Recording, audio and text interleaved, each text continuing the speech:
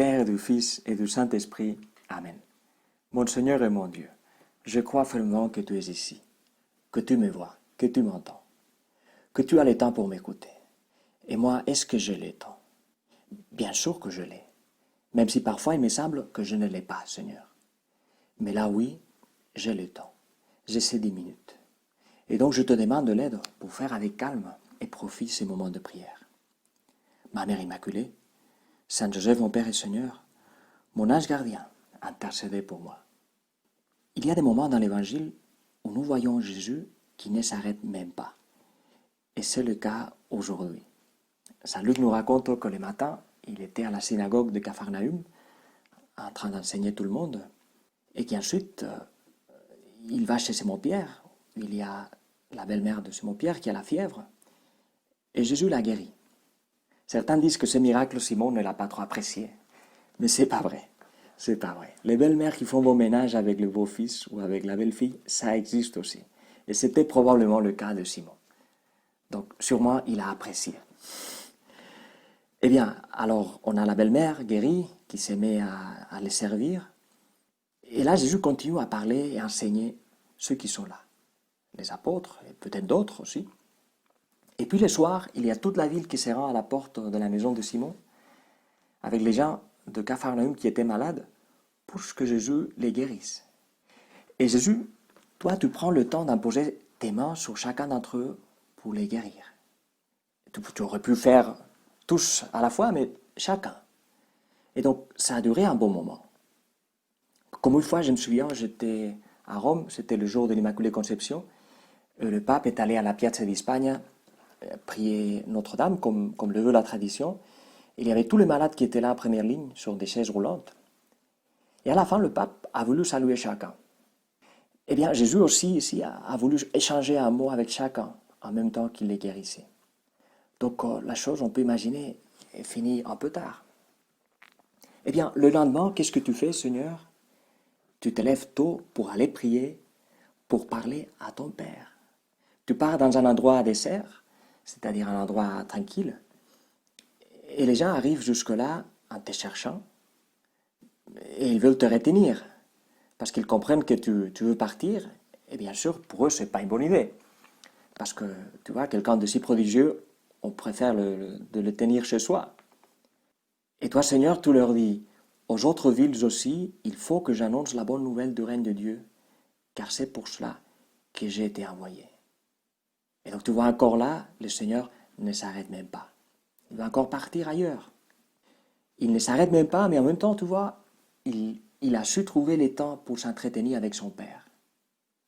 Bien sûr, en faisant l'effort de se lever plus tôt, parce que toi, Jésus, tu es Dieu, mais tu es un homme aussi comme moi, et les matins, eh bien, ça te coûtait aussi de te lever. Peut-être pas forcément tous les jours, mais ça te coûtait. Mais tu te lèves, parce que là, tu sais que c'est le moment de calme, peut-être le seul moment de calme que tu vas avoir dans ta journée pour parler avec ton Père, pour cette conversation dont tu as tellement besoin. Donc voilà, le Seigneur qui n'arrête pas, mais qui en même temps trouve le temps pour s'arrêter. Je me disais que ce passage de l'Évangile répond très bien à la situation exacte dans laquelle nous nous trouvons dans la plupart des pays francophones. Même si peut-être tu m'écoutes depuis n'importe quel pays où la vie t'a amené, mais bon, en tout cas, ça va pour tous. Ici, en Suisse, d'où je te parle, et en France, et dans l'hémisphère nord en général, on est à la rentrée des écoles et des universités, et un peu de tout le monde après les vacances d'été. Et donc, il y a toute la vie qui reprend, même si on ne sait pas trop ce qui va se passer avec ces virus. De façon que même là où la vie est retournée à une certaine normalité, on parle de nouvelle normalité. Mais quoi qu'il en soit, le retour à la normalité, c'est aussi, tu vois, le retour à la hâte, à l'empressement. On va recommencer à dire « Ah, je suis stressé, je n'ai pas le temps, je n'ai pas le temps. » Et il se peut que précisément, dans ces nouvel empressement, ces retours à la vie normale, il se peut que précisément ce qui risque le plus de tomber en premier lieu soit notre prière, notre conversation avec toi, Seigneur. Eh bien, là, je me souvenais à propos de ça, d'une belle prière du Père Michel Quast. Peut-être tu la connais. C'est une prière dans laquelle peut-être tu vas te retrouver et qui peut très bien nous accompagner pendant ces 10 minutes avec Jésus. Je ne vais pas la suivre en entière parce qu'elle est longue, mais tu la trouves facilement en ligne. J'y vais. Je suis sorti, Seigneur. Dehors, les hommes sortaient. Ils allaient, ils venaient, ils marchaient, ils couraient. Les vélos couraient, les voitures couraient, le camion courait. La rue courait, la ville courait, tout le monde courait. Ils couraient pour ne pas perdre de temps.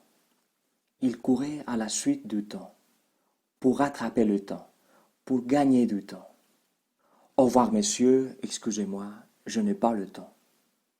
J'aurais aimé vous aider, mais je n'ai pas le temps. Je ne puis accepter faute de temps. Je ne peux réfléchir, lire, je suis débordé, je n'ai pas le temps. J'aimerais prier, mais je n'ai pas le temps. Tu comprends, Seigneur, ils n'ont pas le temps. L'enfant, il joue, il n'a pas le temps tout de suite, plus tard. L'écolier, il a ses devoirs à faire, il n'a pas le temps, plus tard. Le jeune homme, il fait du sport, il n'a pas le temps, plus tard. Le père de famille, il a ses enfants, il n'a pas le temps, plus tard. Les grands-parents, ils ont leurs petits-enfants, ils n'ont pas le temps, plus tard. Ainsi les hommes courent tous après les temps, Seigneur. Ils passent sur la terre en courant, pressés, bousculés, surchargés, affolés, débordés. Et ils n'y arrivent jamais. Il leur manque du temps. Malgré tous leurs efforts, il leur manque du temps. Seigneur, tu as dû te tromper dans tes comptes. Il y a une erreur générale. Les heures sont trop courtes, les jours sont trop courts, les vies sont trop courtes. Toi qui es hors du temps, tu souris, Seigneur, de nous voir nous battre avec lui. Et tu sais ce que tu fais. Tu ne te trompes pas lorsque tu distribues le temps aux hommes. Tu donnes à chacun le temps de faire ce que tu veux qu'il fasse. Seigneur, j'ai le temps. J'ai tout mon temps à moi. Tout le temps que tu me donnes. Les années de ma vie, les journées de ma vie, les journées de mes années, les heures de mes journées, elles sont toutes à moi. À moi de les remplir tranquillement, calmement, mais de les remplir tout entières, jusqu'au bord, pour te les offrir, et que de leur or fade, tu fasses un vin généreux, comme jadis à Cana, tu fis pour les noces humaines. Je ne te demande pas ce soir, Seigneur, le temps de faire ceci et puis encore cela. Je te demande la grâce de faire consciencieusement, dans le temps que tu me donnes, ce que tu veux que je fasse. Jusque-là, cette belle prière du Père Quast. Seigneur, aide-moi à faire avec mon temps ce que tu veux que j'en fasse. C'est beau, n'est-ce pas?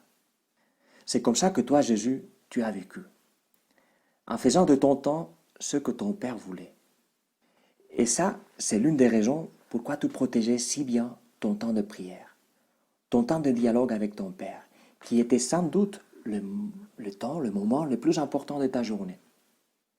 Eh bien, Seigneur, peut-être aujourd'hui et demain, il y aura des choses que j'aimerais faire et que je ne réussirai pas à faire. Tant pis. Ce que j'aimerais absolument, c'est de chérir, de protéger les temps pour parler avec toi, avec ton Père, avec l'Esprit Saint. Et alors peut-être je commencerai à courir un peu moins, ou au moins à me plaindre moins de mon manque de temps, et même à en avoir davantage. Je te remercie, mon Dieu, des bonnes résolutions, des actes d'amour et des inspirations que tu m'as communiquées dans cette méditation. Je te demande de l'aide pour les mettre en pratique. Ma Mère Immaculée, Saint Joseph, mon Père et Seigneur, mon ange gardien, intercédez pour moi.